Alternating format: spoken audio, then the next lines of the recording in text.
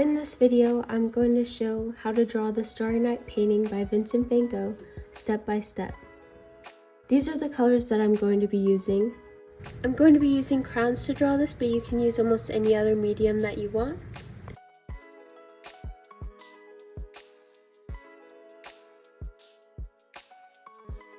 The first part of the painting we're going to be drawing is the moon. Start in the top right hand corner and draw a yellow circle with a crescent shape inside of it. Then fill in the crescent shaped moon fully with yellow, and fill in the circle around it lightly with yellow.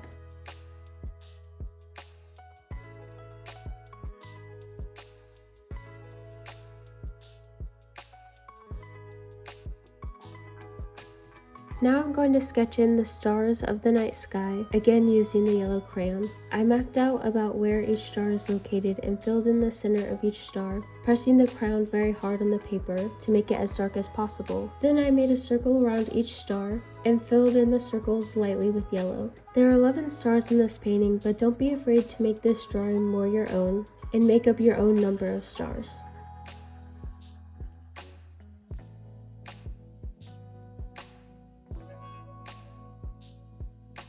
For this next step, I'm going to map out the different layers that are in the sky. It's a bit hard to see, but I'm drawing them out lightly with a yellow crayon, so that later I can go back and draw in the shapes more with a blue crayon. Now I'm filling in the whole sky with a light layer of blue. There are 2 shades of blue in the crayon pack I'm using, but this one I'm currently using is very fitting because its name is Sky Blue, and it's a little bit lighter than the other shade of blue I have.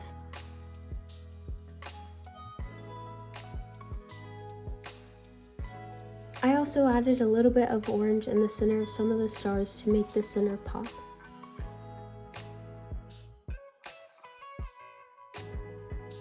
This painting is full of directional lines, so next I went in and added short directional lines throughout the whole sky. Using the other blue in my crayon pack, just referred to as blue.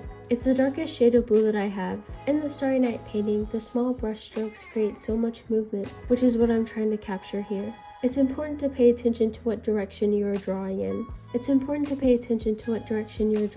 with these small lines. You should create lines around each star and moon. It's important to pay attention to what direction you are drawing these small lines in. There are directional lines circling each star and the moon. In the middle of the painting, there are lines following 2 curling wave-like shapes. And at the bottom of the sky, there's a set of dark blue lines that follow the outline of the hillside. Then in the bottom of the sky, there's a set of dark blue lines that follow the outline of the hillside and move up to the rest of the sky. Now that most of the directional lines in the sky are placed, I got out the blue crayon again and filled in the sky everywhere except for where the waves are and the bottom of the sky, since these parts of the painting appear lighter.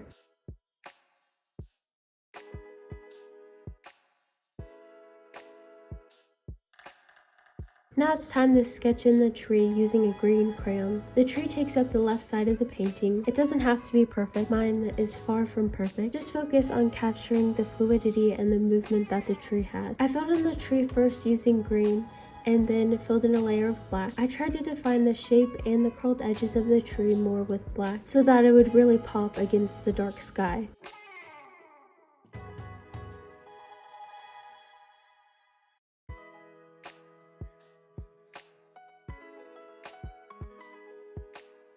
Next, I'm going to be drawing the town. First, I filled in the fields and mountains around the town. The darkest parts of the mountains are on the right-hand side, so I used my darkest blue and black crayons to fill in that area. Then, I outlined and filled in the other mountains lightly with blue.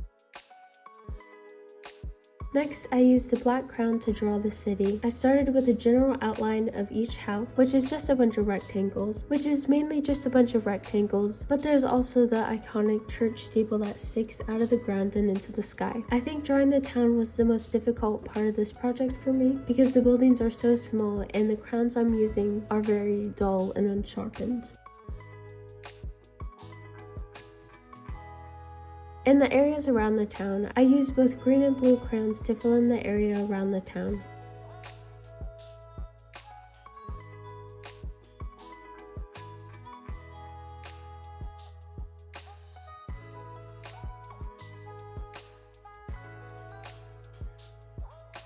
Just like the sky, there's directional lines within the buildings of the town. I outlined some of them with white so that they would be a bit easier to see in this picture. When filling in the houses in the town with color, think about moving your hand in the same direction as these lines while you draw. To color the houses, I used gray, yellow, brown, and orange crayons.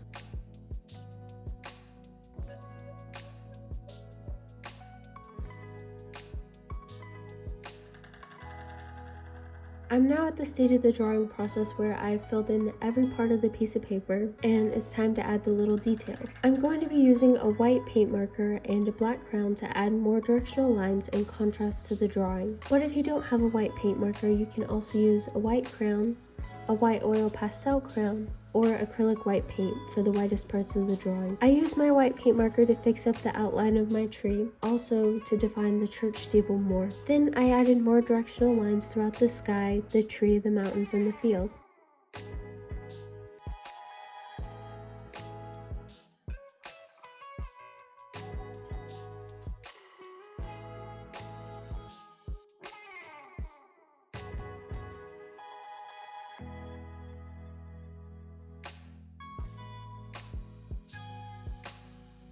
Here's an example of the line work featured in the fields, which are just repeating half circles. I used the black crayon to outline the important parts of the drawing, like the waves in the sky. I also added a bit of orange in the sky because I spotted some hidden within the blue of the original painting. I think the biggest thing to focus on when drawing the Starry Night painting is the lines. Throughout this video, I've said the word lines over and over and over again because the line work in this piece is one of its most defining features. Along with its vibrant colors that mainly consist of the complementary colors yellow and blue. I used to draw with crayon a lot when I was a kid in coloring books, and I started to draw with it recently again because I find it to be a fun, cheap, and low-stress medium to experiment and practice in.